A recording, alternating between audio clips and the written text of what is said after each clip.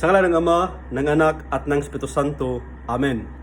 Mga kapatid, magandang umaga sa ating lahat. Ako nga pala si Brad Steve Buti, ang inyong kapatid ng ating Panginoon Kristo.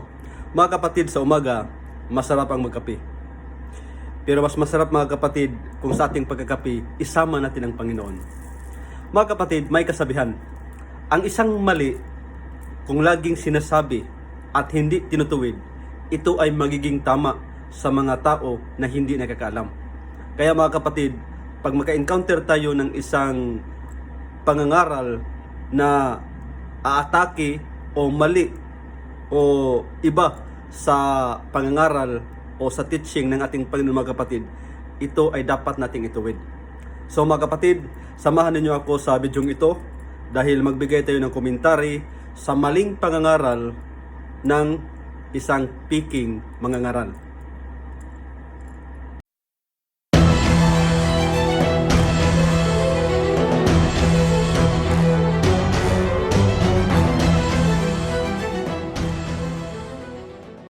Kang maigi. Kung isa ka sa mga tao na sumasamba din sa mga rebulto or sa mga imahen, pakinggan mo mabuti itong sasabihin ko dahil naniniwala ko kailangan mo ito na matutunan. Nung nakakilala ko sa Panginoon, natutunan ko ang tamang pananampalataya at kung paano ang tamang pagsamba sa Diyos. At ito yung pagsunod sa sinasabi ng Bible, hindi sa sinasabi ng tao. Kaya ang pananampalataya ko ay lagi nakabase sa Biblia, hindi sa sinabi ng tao. Yan po mga kapatid, narinig natin ang kanyang sinabi na ang sabi niya mga kapatid, ang sabi niya na ang tamang panampalataya ay ang pagsunod sa Bible, hindi sa tao. Ang faith niya, sabi niya mga kapatid, ang faith raw niya ay nakabase sa Biblia at hindi sa sinabi ng tao. Mga kapatid, ito ba ay tama? Mali. Kasi mga kapatid, isipin natin mabuti. Kung ikaw nakasandal ka lang sa Biblia mga kapatid, ilan ba ang relihiyon sa ating panahon ngayon? Ang daming mga piking iglesia mga kapatid na nagtuturo tungkol sa Diyos gamit ang Biblia. Halimbawa, yung iglesia ni Manalo, ang sabi nila, Biblia lang. Sabi naman ng mga Sabadista, Biblia lang. Sabi naman ng mga Jehovah's Witness, Biblia lang. Sabi ng mga born again, Baptist Church, Biblia lang. So, meaning to say mga kapatid, mali yung prinsipyo niya. Mali yung natutunan niya sa pag-aaral ng Biblia. Mga kapatid, ano po ba ang tama? Ito mga kapatid, pakinggan ninyo mabuti. Ayon sa Apokalipsis 3, versikulo 6, 13, ang may pakinig ay makinig sa sinasabi ng Espiritu sa mga iglesia. Ang linaw mga kapatid. Meaning to say, sa panahon natin ngayon, ang Diyos makipag-usap sa atin sa pamamagitan ng iglesia, hindi sa Biblia. Maliwanag ang nakasulat sa Biblia. Ang may pakinig ay makinig sa sinasabi ng Espiritu sa mga iglesia. So meaning to say, ang Espiritu ay Diyos, ang Holy Spirit ay Diyos mga kapatid. At ang Diyos ay magkipag-usap sa atin sa pamamagitan ng iglesia ayon sa nakasulat sa Biblia. Bakit Holy Spirit? Kasi mga kapatid, sa San Juan 15:26, pakinggan ninyo. San Juan 15:26. Datapwat pagparito ng mang-aaliw na aking susuguin sa inyo mula sa Ama. Sa makatuwid bagay ang Espiritu ng katotohanan na nagbubuhat sa Ama ay siyang magpapatotoo sa akin. Napakaganda mga kapatid. Datapwat, pagparito ng mang-aaliw na aking susuguin sa inyo mula sa Ama. Meaning to say mga kapatid, ang Holy Spirit, pag akyat ni Kristo sa langit, ang Holy Spirit sinugo niya. At ito ang sasama sa atin sa kanyang iglesia sa buong panahon mga kapatid. Pakinggan natin ang San Juan 16:13 mga kapatid. Gayon may kung siya ang Espiritu ng katotohanan ay dumating, ay papatnubayan niya kayo sa buong katotohanan, sapagkat hindi siya magsasalita ng mula sa kanyang sarili, kundi ang anumang bagay na kanyang marinig. Ang mga ito ang kanyang sasalitain at kanyang ipahahayag sa inyo ang mga bagay na magsisidating. Maliwanag mga kapatid, ang Holy Spirit ang siyang magtuturo sa atin. Siya ang magsasalita sa atin sa pamamagitan ng iglesia, mga kapatid. Sa pamamagitan ng iglesia na tatag ng ating Panginoon. San Juan 14:26. Datapwat ang mga aliw sa makatuwid bagay ang Espiritu Santo na susuguin ng Ama sa aking pangalan. Siya ang magtuturo sa inyo ng lahat ng mga bagay at magpaalaala ng lahat na sa inyo'y aking sinabi. Take note ha, at magpapaalaala ng lahat sa inyo'y aking sinasabi. So meaning to say, mga kapatid, ang church tinuturuan ni Kristo, at kung ano man ang tinuro ni Kristo, ipangaral ito sa iba. San Mateo 28:19-20, ang sabi ng ating Panginoon, lumakad kayo sa buong sanlibutan. Bautismuhan ninyo sila sa pangalan ng Ama, ng Anak at ng Espiritu Santo. At turuan ninyo sila sa lahat ng tinuturo ko sa inyo. Ibig sabihin, mga kapatid, mayroong teaching authority. Nasa Roma 10:15, paano ka makapagpangaral maliban na lang kung may nagsugo sa iyo? Ngayon, mga kapatid, itong piking mga ngaral na ito, sino ang nagsugo sa kanya? Roma 10:15, paano ka makapagpangaral maliban na lang kung may nagsugo sa iyo? Mga kapatid, kaya nakikita natin na yung pangangaral niya, maling-mali talaga. Sa 1 Timothy chapter 3 verse 15, the church is the pillar and foundation of truth. Ang saligan ng katotohanan, mga kapatid, ang pilar, pundasyon ng katotohanan ay ang iglesia, hindi ang Biblia. Kaya kung balikan natin ang Apokalipsis 3 versikulo 6-13, ang may pakinig ay makinig sa sinabi ng Espiritu Santo sa pamamagitan ng iglesia. Mali yung sinasabi ng mga kapatid na sa Biblia lang siya sa sandal. Kung sa Biblia ka lang sa sandal, ibuka mo yung mga mata mo. Tingnan mo ang mga iba't ibang relihiyon ngayon. Ano ang kanilang binabasihan? Biblia. Kasi itinakwil nila ang teaching authority. Sa lahat ng iglesia, mga kapatid, ang iglesia katolika lang ang may otoridad na mangaral sa salita ng Diyos, sa Biblia, mga kapatid. Kasi ang Biblia, pagmamayari ng iglesia katolika. At tandaan natin, mga kapatid, the true church does not came from the Bible, but the Bible came from the true church. Mga kapatid, puntahan natin ang kaniyang pangalawang atake sa iglesia natin. At nung natutunan ko magbasa ng Biblia, ganito yung nabasa ko sa Bible. Sinabi ng Exodus chapter 34 verse 14, huwag kayong sasamba sa ibang mga Diyos dahil ako, ang Panginoon, ay ayaw na may sinasamba kayong iba. So malinaw na sinabi ng nag-iisang Diyos natin sa langit na huwag kang sasamba sa ibang Diyos. Ang Diyos natin isa lang. At sinabi mismo ng Bible na hindi ka dapat sumamba sa ibang Diyos. At ayaw na ayaw ito ni God na sumasamba ka sa ibang Diyos. Kasi jealous God siya. Siya ay mapagbunuhing Diyos. Ibig sabihin, siya ay selosong Diyos. Yan po, mga kapatid. So, narinig natin ang kanyang sinasabi na ang sabi niya, at nung natutunan kong magbasa ng Biblia. Yun ang sabi niya, mga kapatid. At nung natutunan kong magbabasa ng Biblia. So, mga kapatid, ito ang tinatawag nating private interpretation. Delikado ito. Ngayon, kung titingnan natin, mga kapatid, ang 2 Pedro, basahin natin ang 2 Pedro 3:16. Ito ang ating mababasa. Sa lahat ng sulat niya tungkol sa paksang ito, ganito ang lagi niyang paalaala. May ilang bahagi sa kanyang mga liham na mahirap unawain at binibigyan ng maling kahulugan ng mga mangmang at mahihina. Ano raw? At binigyan ng maling kahulugan ng mga mangmang at mahihina. Ganyan din ang kanilang ginagawa sa ibang mga kasulatan. Ano pat ipinapahamak nila ang kanilang sarili. Yun, mga kapatid, ang mahirap sa private interpretation. Ulitin ko, anong sabi niya? At nung natutunan kong magbabasa ng Biblia. Yun po. Ngayon, mga kapatid, ginagamit niya ang Exodus chapter 34 verse 14.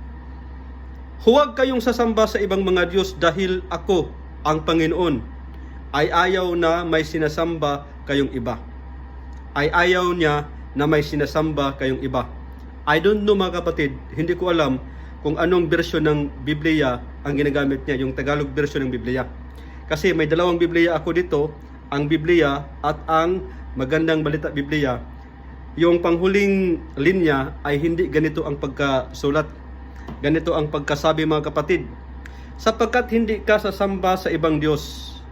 Sapagkat ang Panginoon na ang pangalan ay mapanibughuin ng Diyos. Pero ang ginamit niya sa huling linya ay ayaw niya na may sinasamba kayong iba. So hindi ko alam mga kapatid kung ito ay original o edited. Pero ang punto lang sa huling linyang ito para mai-connect niya sa maling pangangaral niya mga kapatid. Na ang sabi niya, ang Diyos lang ang sambahin natin. Isa lang ang Diyos na sambahin natin. Mga kapatid, klaruhin natin yan. May dalawang bagay o paraan na sagutin natin yan. Una, kasi mga kapatid, may mga peking iglesia, gaya ng iglesia ni Manalo, Jehovah's Witness, na hindi naniniwala sa pagka-Diyos ng anak at sa pagka-Diyos ng Holy Spirit. Naniwala din sila na ang sinasamba nila ang isang Diyos, yung Ama lang, pero hindi kasama ang anak at ang Espiritu Santo. Pero mga kapatid, sagutin natin yan. Una, may isang persona na iba sa pagka-persona ni Yahweh. Tandaan natin mayroong isang persona na iba sa pagka-persona ni Yahweh, pero hindi iba sa kanyang pagka-Diyos. Mabasa natin mga kapatid sa Isaiah 52:12. Ito ang ating mababasa. Sapagkat kayo'y hindi magsisilabas na nagmamadali, o magsisilabas man kayo na takas, sapagkat ang Panginoon ay magpapauna sa inyo, ang Panginoon ay magpapauna sa inyo, at ang Diyos ng Israel ay magiging inyong bantay likod. Yung Panginoon magpapauna sa kanila at ang Diyos ng Israel ay nasa kanilang likuran. Sino ito mga kapatid? Kung basahin natin ang Isaiah 45:15, katotohanan ikaw ay Diyos na nagkukubli, o Diyos ng Israel na tagapagligtas. Katotohanan ikaw ang Diyos na nagkukubli, o Diyos ng Israel na tagapagligtas. Saan nagkukubli mga kapatid? Kung basahin natin ang 1 Timothy chapter 3 verse 16, ito ang ating mababasa. And without controversy, great is the mystery of godliness. God was manifest in the flesh.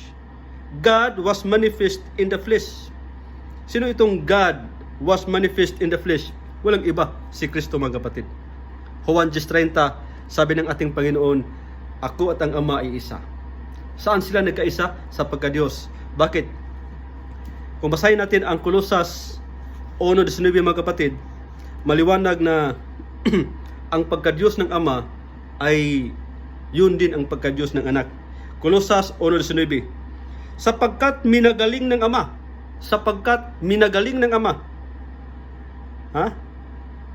na ang buong kapuspusan ay mananahan sa Kanya, kay Kristo. Ay mananahan sa Kanya. Ang buong kapuspusan. 2:9, sapagkat sa Kanya'y nananahan ang buong kapuspusan ng pagka-Diyos sa kahayagan ayon sa laman. Maliwanag mga kapatid na ang pagka-Diyos ay na kay Kristo. Pagka-Diyos, buong kapuspusan ng pagka-Diyos na mula sa Ama o galing sa Ama ay nandoon din sa kanyang anak na si Jesus mga kapatid. O isa lang ang Diyos, isa lang ang kanilang pagka-Diyos.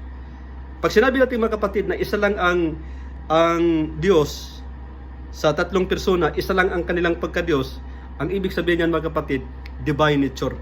Kasi ang salitang Diyos mga kapatid, may dalawang meaning. Una, yung divine nature, pagka-Diyos. Pag sinabing in one God, there are three person, ang God dyan, it refers to the divine nature. Pero, ang God, pwede rin i-address doon sa person. Halimbawa, God died in His human nature. So, ang God dyan, hindi divine nature, kundi ang God, tumutukoy yan sa persona. Halimbawa sa Juan 3:16, "For God so loved the world." Ang God dyan mga kapatid ay tumutukoy sa persona at hindi sa divine nature. Okay? Ngayon, pangalawang punto. Isang Diyos lang ang sinasamba natin. Kung ang tinutukoy ng piking mga ngaral na ito ay sinasamba natin ang rebulto, ayan po ay mali mga kapatid. Sa larangan ng argumento, kung mag-akusa ka sa isang society, kung mag-akusa ka sa isang grupo, kailangan mayroon kang maipakita na doktrina ng Iglesia Katolika na ang rebulto ay ginawa naming Diyos. Kasi kung nagbabasa ka lang ng Biblia, nagkakamali ka, kapatid. Kasi kung Biblia ang pag-usapan natin, ikaw mismo ang matigas ang ulo. Bakit? Nasa Exodus 25:18-19. Ano ang sabi ng Diyos? Moses, gagawa ka ng 2 kirubing ginto. Nayari sa pamukpok, iyong gagawin. Nayari sa pamukpok. Ano yan mga kapatid? Graven images. Inukit na larawan. Gagawa ka. Utos ng Diyos yan. Which is, hindi nyo ginawa. Sa versikulo 22, anong sabi ng Diyos? Doon ako makipagkita sa inyo. Doon ako makipag-usap sa inyo sa ibabaw ng larawan.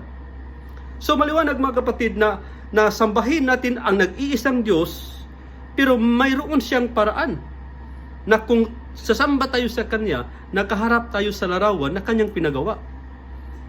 Hindi inutos ng Diyos mga kapatid na kung manalangin ka, nakaharap ka sa dingding o nakaharap ka sa pastor mo. Ang utos ng Diyos, pag manalangin ka, nakaharap ka sa larawan. Pero hindi ang larawan ang sinasamba natin mga kapatid, kundi ang Diyos na nasa larawan. Exodus 25:22, napakaganda. Sabi ng Diyos, doon ako makipagkita sa inyo. Doon ako makipag-usap sa inyo sa ibabaw ng larawan ng 2 kirubin. Mga kapatid, mag-aral ka ng Biblia. Sabi mo pa naman kanina, at nung natutunan kong magbabasa ng Biblia, ng Biblia, ang problema sa iyo, yung binabasa mo, yung mga atake patungkol sa Iglesia Katolika. Ang problema sa piking mga ngaral nito mga kapatid, ay binabasa niya yung mga bersikulo na pinagbawal ang mga rebulto. Pero hindi niya isinama sa kanyang pagbabasa yung mga larawan na pinagawa ng Diyos, mga kapatid. So, nakita natin mga kapatid ang kanyang kapalpakan. Ang sinasamba natin mga kapatid, ang Diyos. Pero ang pagsamba natin sa Kanya, ayon sa nasusulat sa Biblia. Ano ba ang nakasulat sa Biblia? Gagawa ka ng larawan ng kirubin. Doon ako makipagkita sa inyo. Doon ako makipag-usap sa inyo. Saan? Sa pastor? Hindi. Sa dingding? Hindi. Saan? Sa rebulto. Mga kapatid. Kaya nga, kung pasukin mo ang simbahan natin mga Katoliko, sa altar, may mga kirubin, may 2 kirubin mga kapatid. May mga 2 kirubin. So tayo lang ang nagbabasa ng Biblia, mga kapatid, versus sa piking mga ngaral na ito. Sila nagbabasa ng Biblia, pero hindi nila tinutupad ang utos ng Diyos, mga kapatid. So yan po mga kapatid, ang maling kapalpakan sa piking mga ngaral nito. Now mga kapatid, proceed tayo sa kanyang pangatlong atake mga kapatid. Sinabi ng John chapter 4 verse 24, ang Diyos ay Espiritu. Kaya ang sumasamba sa Kanya ay dapat sumamba sa pamamagitan ng Espiritu at katotohanan.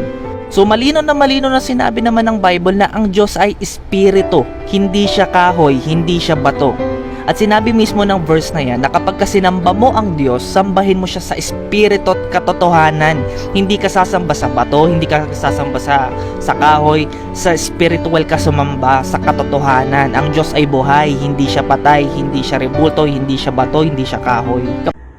Mga kapatid, binasa niya ang San Juan 4:24. Ang Diyos ay espiritu at ang mga sa Kanya ay nagsisamba ay kinakailangang magsisamba sa espiritu at katotohanan. Espiritu at katotohanan. Kapatid, huwag mo kaming turuan sa San Juan 4:24 dahil sa totoo lang, kami ang nakasunod nito at hindi kayo. Ang sinasamba ninyo ang espiritu, pero hindi ninyo isinama ang katotohanan. Ang Diyos ay espiritu at ang mga sa Kanya ay nagsisamba ay kinakailangang magsisamba sa espiritu at sa katotohanan. Bakit ko sinabi mga kapatid na hindi nila isinama ang katotohanan? Sa San Juan 17, versikulo 17, pakabanalin mo sila sa katotohanan. Ang salita mo'y katotohanan. Ano raw? San Juan 17, versikulo 17, pakabanalin mo sila sa katotohanan. Ang salita mo'y katotohanan. Jeremias 11:4 mga kapatid, ang sabi ng Diyos, inyong talimahin ang aking tinig at inyong isagawa ayon sa lahat na inuutos ko sa inyo. Inuutos ko sa inyo. Inyong talimahin ang aking tinig at inyong isagawa. Ano ba ang utos ng Diyos? Exodus 25:18-19, gagawa ka ng 2 kirubing ginto. Sa 22, doon ako makipag-usap sa inyo, doon ako makipagkita sa inyo sa ibabaw ng larawan. Ang liwanag yan mga kapatid. Sa unang Samuel 4, versikulo 4, ang Diyos nauupo sa ibabaw ng larawan ng kirubin. 1 Samuel 4:4. Sa Ezekiel 41 mga kapatid, 18-19, sa loob ng templo ng Diyos may mga nakaukit na larawan. Ang liwanag. Sino lang ang nakasunod dyan sa San Juan 4:24? Kami lang, mga Katoliko. Sambahin mo ang Diyos sa Espiritu. Juan 4:24, ang Diyos Espiritu. Hindi nakikita.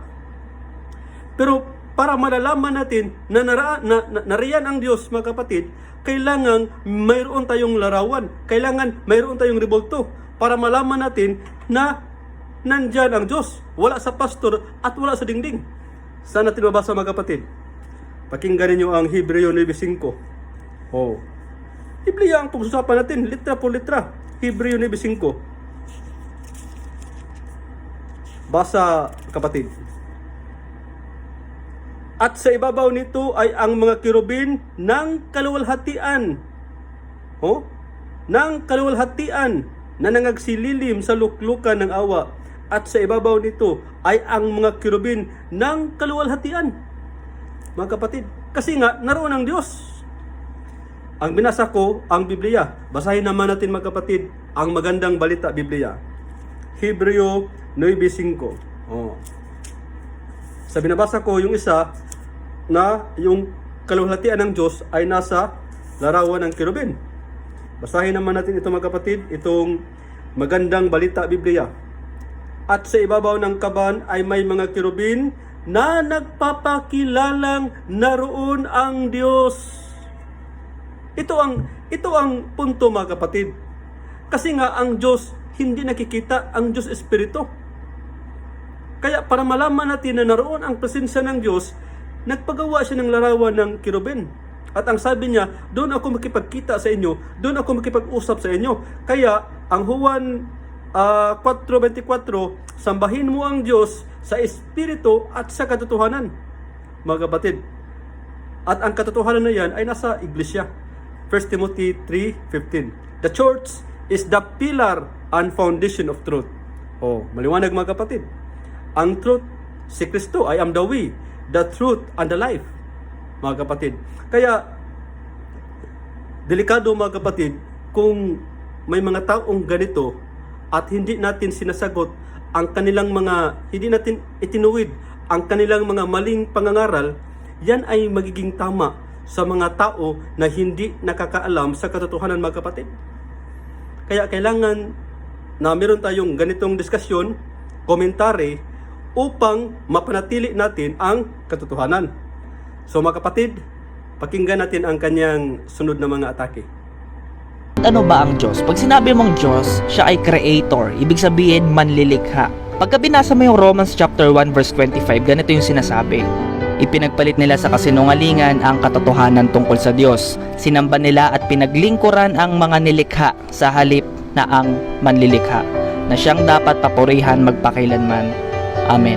So makikita natin, itong mga taong ito, sinamba nila yung nilikha instead na yung lumikha. Natutunan ko na hindi pala dapat sinasamba yung nilikha. Ang dapat sinasamba yung lumikha. God is the creator. Hindi pwedeng likhain ang lumikha. Kapag ang Diyos na sinasamba mo ay nilikha, hindi yan Diyos. Kasi ang Diyos, manlilikha siya, hindi siya nilikha. Halimbawa, yung rebulto na bato o kahoy na sinasamba mo nilikha ni Manong Carpio, tingin ko dapat mong masambahin si Manong Carpio. Kasi mas makapangyarihan si Manong Carpio dun sa sinasamba mo kasi si Manong Carpio siya lumikha dun sa sinasamba mong rebulto De, joke lang. Yan po mga kapatid, narinig natin ang sinabi niya at ginamit niya ang Roma 1:25. Basahin natin ang Biblia mga kapatid kung sino ang tinutukoy dito. Tinalikdan nila ang katotohanan tungkol sa Diyos at pinalitan ng kasinungalingan. Sinasamba nila at pinaglingkuran ang nilalang sa halip na ang lumalang na siyang dapat papurihan magpakailanman. Amen. Mga kapatid, ang tinutukoy dito mga kapatid, sila, hindi tayong mga Katoliko. Bakit? Pakinggan ninyo. Tinalikdan nila ang katotohanan tungkol sa Diyos at pinalitan ng kasinungalingan. Nangangaral siya mga kapatid na puro kasinungalingan. Pangalawa, sinasamba nila at pinaglingkuran ang nilalang sa halip na ang lumalang na siyang dapat papurihan magpakailanman. Bakit ko nasabi mga kapatid na sila? Kasi sinasamba nila at pinaglingkuran ang nilalang. Alam nyo mga kapatid na ang ibang sikta, mga born again, Baptist, Iglesia ni Cristo mga kapatid, ang sinasamba nila, ang pinaniniwalaan nila ay ang mga nilalang, hindi ang Diyos mga kapatid. Kasi ang Iglesia Katolika, itinatag man ng Diyos, awit 127. Ang bahay ay itinayo ng Panginoon. At ang bahay na yan ay Iglesia, 1 Timothy 3:15. 1 Timothy 3:15 na ang bahay na yan ay ang Iglesia. Tapos ang Diyos na nagtatayo sa bahay, walang iba si Kristo. Kasi mga kapatid, sa San Juan 1:1, kama 14, si Kristo man, siya man ang Diyos na katawang tao. At sa Matthew 16:18, itinatag niya ang kanyang iglesia. At ang iglesia sa 1 Timothy 3:15, yun ang bahay ng Diyos, mga kapatid. Kaya nga, sa unang Korinto, tinawag itong iglesia ng Diyos. At the same time, sa Roma 16:16, tinawag itong iglesia ni Kristo, mga kapatid. So, ang nagtayo ng iglesia Katolika, ang creator mismo, San Juan 1:3. San Juan 1:1, 3, mga kapatid. Ang nagtayo ng Iglesia Katolika, ang creator, hindi creature. Samantalang ang piking mga ngaral nito mga kapatid ay membro sa isang relihiyon na naitatag sa Amerika noong 1914. Man-made churches. Kaya siya mga kapatid, ang sinasamba niya, nagpasakop siya doon sa iglesia na tatag lang ng tao, hindi tatag ng Diyos mga kapatid. At doon sila nagpupuri. Sino ang pinupuruhan nila? Sino ang pinupuruhan nila mga kapatid? Hindi ang Diyos. Kunwari, sumisigaw sila, kunwari nagbabasa ng Biblia patungkol sa Diyos. Pero tandaan natin mga kapatid, na si Satanas man din ay gumamit din ng Biblia. Basahin niyo yung San Mateo 4:1-12. Si Satanas mga kapatid, ang Diablo, ay nag-quote din. Kumukuha din ng mga chapter and verse sa Lumang Tipan. At ang Diablo mga kapatid ay magpakaanghel. Ayon kay St. Paul, ang Diablo ay magpakaanghel, mga kapatid. Kaya ito ang dapat nating bantayan. Ngayon, sabi pa niya mga kapatid na huwag sambahin ang nilikha. So, kung nakikita ninyo, parang ganado siya mga kapatid sa kanyang pangangaral sa part na yun, na ang Diyos creator, hindi creature. Ang Diyos manilikha, hindi nilikha. Actually mga kapatid, gumagawa siya ng isang kwento na siya lang ang gumagawa para lang medyo maganda, kunwari pakinggan ang kanyang mga pangangaral. Pero mga kapatid, kung i-apply natin yan sa realidad, saan mo nababasa na ang sinasamba ng Iglesia Katolika yung mga rebulto na ginawa naming Diyos? Ang sinasamba namin ang Diyos, hindi ang rebulto. So, klaro na siya, yung piking mga ngaral nito mga kapatid, gumagawa ng kwento sa kanyang mga tagasunod. Gumagawa siya ng kwento para mabinta mga kapatid. Pero yung kwento na sinasabi niya, siya lang ang gumagawa noon. Hindi yan siya ma-apply sa Iglesia Katolika dahil walang teaching ang Iglesia Katolika na yung rebulto, mga kapatid, yung larawan na yan, ay ginawa ng Diyos. Ginawa naming Diyos. Walang aral ang Iglesia Katolika na ganun. Siguro maging tama ka kung meron kang maipakita na aklat na ang rebulto ginawa naming Diyos. Siguro, masasabi ko na nakajakpat ka sa loto. Pero kung wala, tapos nagsasabi ka na likain, wag sambahin ang nilikha, kundi ang manilikha ang dapat sambahin, sa'yo lang yan, mga kapatid. Ha? Sa kanya lang yan, mga kapatid.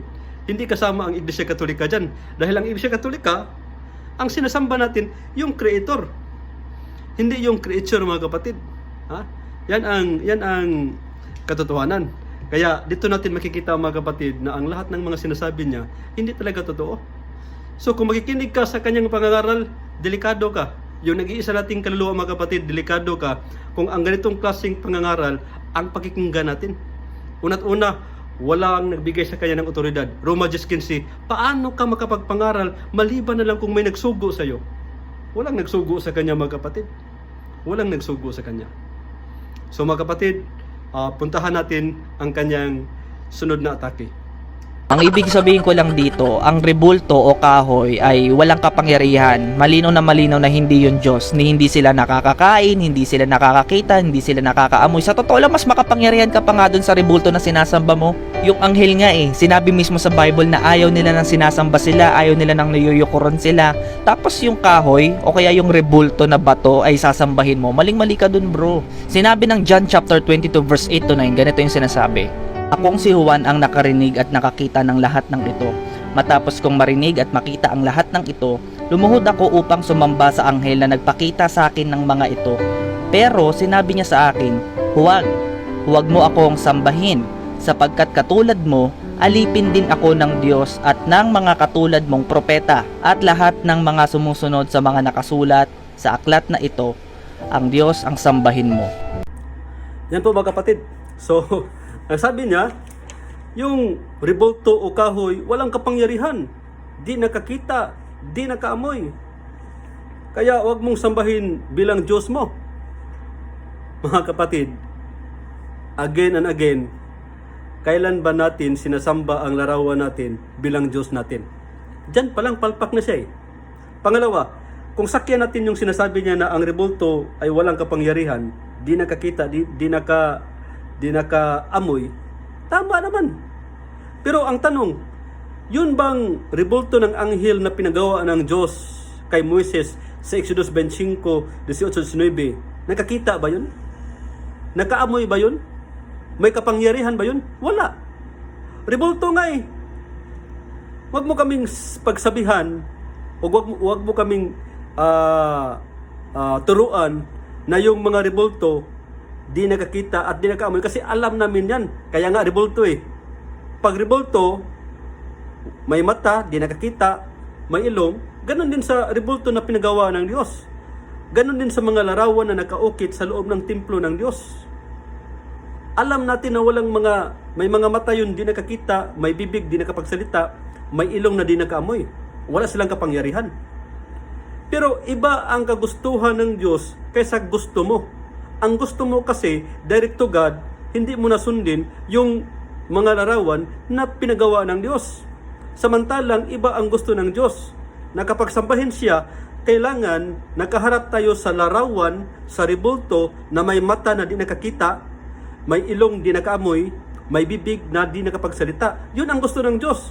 Na kapag manalangin tayo sa Kanya, uulitin ko, nakaharap tayo sa rebulto na may mata na di nakakita, may ilong na di nakaamoy, may bibig na di nakapagsalita. Yun ang gusto ng Diyos. So, wag mong i-reverse. Wag mong i-twist ang katotohanan. Kasi walang Katoliko na ang sinasamba namin yung rebulto. Yung sa Isaiah 44:17 na sinasamba ng lalaki, gumagawa siya ng rebulto, tapos sinasamba ng lalaki ang rebulto at pinagsabihan na iligtas mo ako sapagkat ikaw ang aming Diyos. Hindi naman Katoliko yun. Wala namang Katoliko na gumagawa noon. Ulitin ko, kaming mga Katoliko, pag sinamba namin ang Diyos, nakaharap kami sa larawan o sa rebulto na may mata na di nakakita, may ilong na di nakaamoy, may bibig na di nakapagsalita. Isang rebulto na walang kapangyarihan. Pero, kung talimahin mo, gagaling ka. Hindi dahil sa rebulto, kundi sa kapangyarihan ng Diyos na nag-utos nito. Saan mabasa mga kapatid? Halimbawa sa Números 21, 7 hanggang 9. Na ang Diyos nag-utos kay Moses na gagawa ng larawan ng ahas mga kapatid. Números 21. Pinagawa ng Diyos si Moses ng larawan. Basahin natin. At sinabi ng Panginoon kay Moses, gumawa ka ng isang mabagsik na ahas at ipatong mo sa isang tikin. At mangyayari na bawat taong makagat ay mabubuhay pag tumingin doon. Klaro mga kapatid. Inutusan ng Panginoon si Moses na gumawa ng isang mabagsik na ahas at ipatong sa isang tikin. At mangyayari na bawat taong makagat ay mabubuhay pag tumingin doon sa rebulto. Pero ang tanong, gumaling ba sila dahil sa rebulto? Hindi. Gumaling sila mga kapatid dahil sa kapangyarihan ng Diyos na nasa larawan. Basahin natin ang karunungan. Ganito ang pagbabasa ng Biblia. Kailangan, pag nagbasa ng Biblia, yung buong Biblia mga kapatid ang basahin natin. Karunungan ni Solomon. Basahin natin. Mas maganda kasi yung litra po litra mga kapatid para hindi tayo kapitulo bibig, bersikulo laway. Ang sinumang tumingin, Karunungan ni Solomon 16, versikulo 7. Ang sinumang tumingin doon ay naligtas sa kagat ng ahas. Ngunit hindi sa bisa ng kanilang nakita, kundi sa kapangyarihan mo ang tagapagligtas ng sangkatauhan. Maliwanag mga kapatid. Maliwanag. Na ang Diyos ay naroon sa larawan na kanyang pinagawa. Ang Diyos ay wala sa larawan na kanyang pinagbawal. Ibig sabihin mga kapatid, sa Biblia, may larawan na pinagawa at may larawan na pinagbawal. Mga kapatid, puntahan natin ang kanyang last na atake tungkol sa larawan. At ayon sa aking pagsasaliksik, wala pang nai-record na tunay na itsura ng Panginoong Jesus. Kasi nung panahon niya, wala pa namang camera noon at wala pa naman walang nagawang painting or na i-drawing kung ano ba talagang tunay na itsura niya. In fact, may mga nakakita nga sa kanya like Apostle Paul, nung nakita siya, nabulag si Apostle Paul. At pagka binasa mo pa yung ibang Bible verse, yung nakakita sa mukha ng Diyos na matay. Kaya nga wala pang nakakakita sa tunay na itsura ng Diyos. Kaya nga hindi porket may bigote, may balbas, or mahaba ang buhok si Jesus na. Paano mo papaliwanag itong mga picture na ito?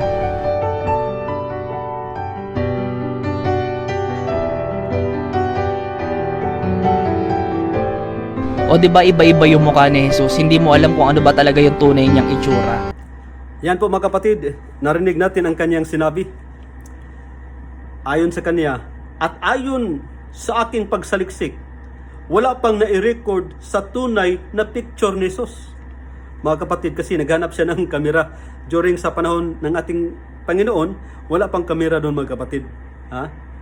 Una sa lahat, dalhin ko siya mga kapatid sa kanyang argumento na medyo dihado ng kunti. Kung tingnan natin mga kapatid kung ang kanyang argumento ay pwede ba nating gamiting ebidensya na mali ang mga larawan ng Iglesia Katolika. Una, sa Exodus mga kapatid, Exodus 25, 18-19, ito ang ating mababasa. Sabi ng Diyos kay Moses, at gagawa ka ng 2 kirubing ginto na yari sa pamukpok iyong gagawin sa 2 dulo ng luklukan ng awa. At gawin mo ang 1 kirubin sa isang dulo at ang 1 kirubin sa kabilang dulo. Kaputol ng luklukan ng awa, gagawin mo ang mga kirubin sa 2 dulo niyaon. Maliwanag mga kapatid na ang Diyos nag-utos kay Moses na gagawa ng larawan. Ang tanong, nung ginawa ni Moses ang larawan ng 2 kirubin, nung ginawa nila, ang dalawang larawan ng kirubin, mga kapatid. Ang tanong, may kirubin ba na nagpakita sa kanya na nagsasabi, "O Moses, ito ang aking mukha, sundin mo ito"? Wala, mga kapatid. Wala. So meaning to say, bakit sila nakagawa ng larawan? Wala namang kirubin na nagpakita sa kay Moses at sa kanyang mga kasamahan. Paano nila nalaman na ang kirubin na yan ay tama? Biblia ang sasagot, mga kapatid.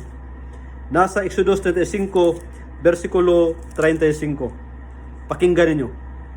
Sila'y kanyang pinuspos ng karunungan sa puso upang gumawa ng lahat na sari-saring gawa ng taga-ukit. Just imagine, mga kapatid. Sila'y kanyang pinuspos ng karunungan sa puso. Pinuspos ng karunungan?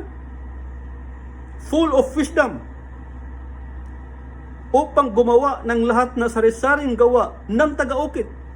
Kaya, mga kapatid, dahil pinuspos sila ng karunungan sa pag-ukit, kahit nakapikit sila, hindi talaga maging mali ang kanilang ginagawa, mga kapatid.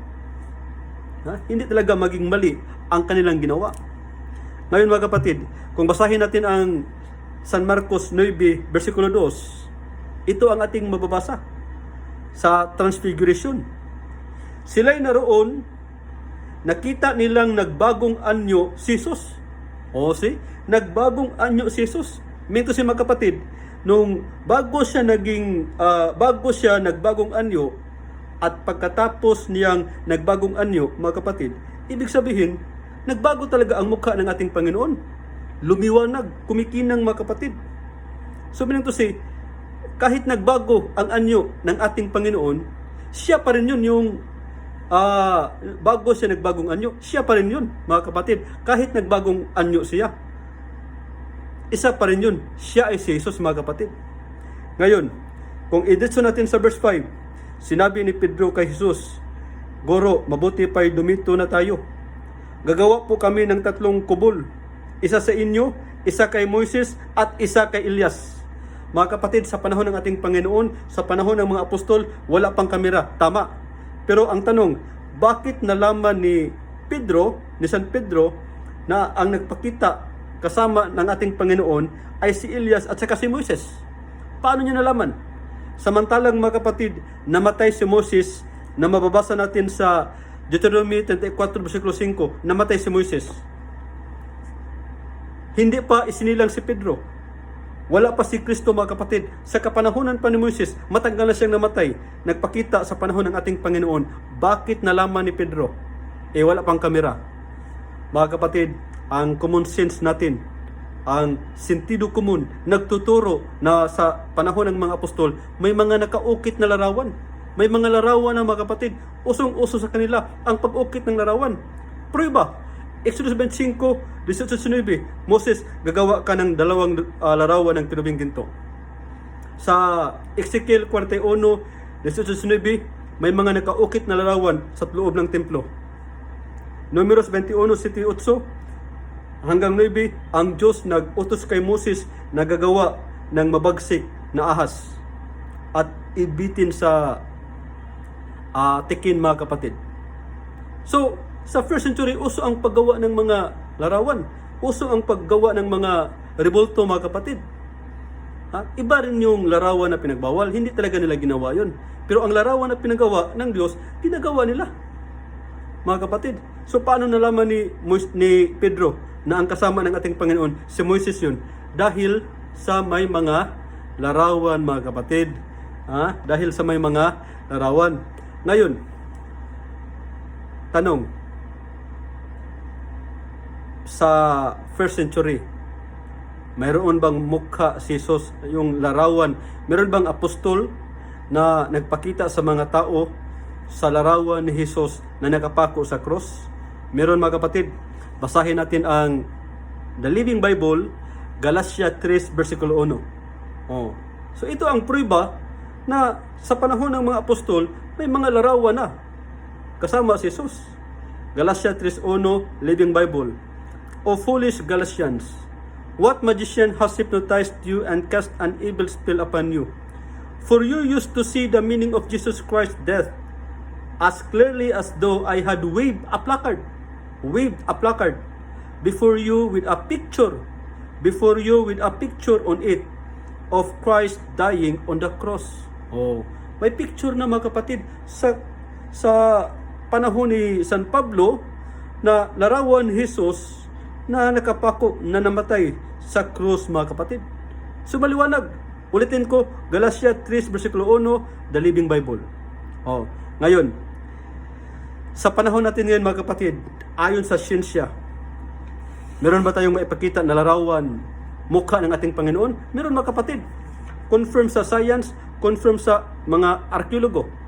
Yung tinatawag nating The Shroud of Turin, na bumakat ang mukha ng ating Panginoon doon sa cloth mga kapatid, na nakita sa libingan.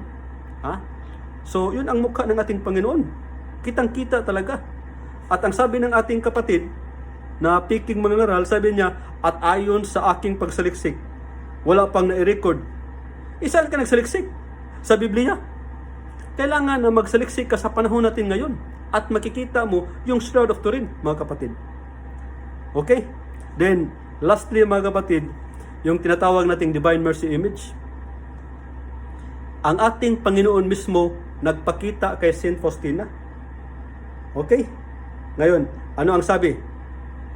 Ano ang sabi sa kanyang diary, mga kapatid? Basahin ninyo. Pakinggan niyo mga kapatid. Basahin ko yung diary ni Saint Faustina noong nagpakita sa kanya noong taong 1931. She saw Jesus clothed in a white garment with his right hand raised in blessing. His left hand was touching his garment in the area of the heart, from where two large rays came forth, one red and the other pale. She gazed intently at the Lord in silence, her soul filled with awe, but also with great joy. Jesus said to her. So, ito ang sumulat nito, kinukot niya doon sa diary ni Saint Faustina. Okay? At ang sabi ni Jesus ni Saint Faustina ay ito: paint an image according to the pattern you see. According to the pattern you see. Sino yung you dyan na tinutukoy ng ating Panginoon? Si Saint Faustina. Paint an image according to the pattern you see, with the signature, Jesus, I trust in you. So mga kapatid, tingnan ninyo ang picture na ito. Yan po ang original na imahe ng Divine Mercy Image, mga kapatid. Yan po ang original na mukha ng ating Panginoon na nagpakita kay Saint Faustina. Then sabi pa dito, I promise that the soul that will venerate this image will not perish. I also promise victory over its enemies already here on earth, especially at the hour of death. I myself will defend it as my own glory. Diary, so itong diary 47-48 mga kapatid. Tapos sa diary 3-7, I am offering people a vessel with which they are to keep coming for graces to the fountain of mercy. That vessel is this image with a signature, Jesus, I trust in you. Napakaganda mga kapatid. Imbis ahas ang gagawin natin, mukha ng ating Panginoon ang gagawin natin mga kapatid. Mukha ng ating Panginoon ang gagawin natin. Nasa San Juan 3:14. Nagkaroon ng comparison mga kapatid. San Juan 3:13-14. Nagkaroon ng comparison ang ahas na mabagsik na ginawa ni Moises at saka sa anak ng tao. Basahin natin mga kapatid. San Juan 3. Pakinggan ninyo. Okay. At kung paanong itinaas ni Moses sa ilang ang ahas, ay gayon kinakailangang itaas ang anak ng tao. Ano ba ang itinaas ni Moses sa ilang? Ang ahas. Larawan ng ahas ang itinaas ni Moses mga kapatid. At ang sabi dito, ay gayon kinakailangang itaas ang anak ng tao. So, sa pagtaas ng anak ng tao sa Biblia mga kapatid, ay palagay natin may tatlo. Una, yung pag-akyat niya sa langit. Na itaas siya. Siya ay tumaas. Yung pag-akyat niya sa langit. Pangalawa mga kapatid, nung siya ipinako sa krus. Ang pangatlo mga kapatid, gawan siya ng larawan. Saan mabasa? Itong San Juan 3:14. Bakit larawan? Kasi nga ang comparison dito, ang itinaas ni Moses, larawan ng ahas. Hindi yung ahas, kundi ang itinaas ni Moses, yung larawan ng ahas mga kapatid. So sa ganun ding paraan, ang anak ng tao kailangang itaas din. Sa anong paraan? Sa paraan na ginawa ni Moses. Ano ang itinaas ni Moses? Larawan ng ahas. Sa ganun ding paraan, larawan ng anak ng Diyos ang itaas mga kapatid. At hindi ito contradictory sa divine mercy image. Kasi ang sabi ng ating Panginoon, paint an image according to the pattern you see. So yan po mga kapatid, nasagot natin ang lahat niyang mga objection mga kapatid sa pamamagitan ng mga ebidensya, pagbabasa ng Biblia mga kapatid. So makikita natin kung sino ang nagtuturo ng katotohanan. Kaya mga kapatid, sa huli, huwag nating isugal ang nag-iisang kaluluwa natin sa piking mangangaral na ito. Kasi ang lahat ng kanyang pangangaral mga kapatid ay mula lang sa kanyang opinion. Self-study mga kapatid, private interpretation. Hanggang sa muli, ang inyong lingkod, Brad Steve Bote, to God all the glory.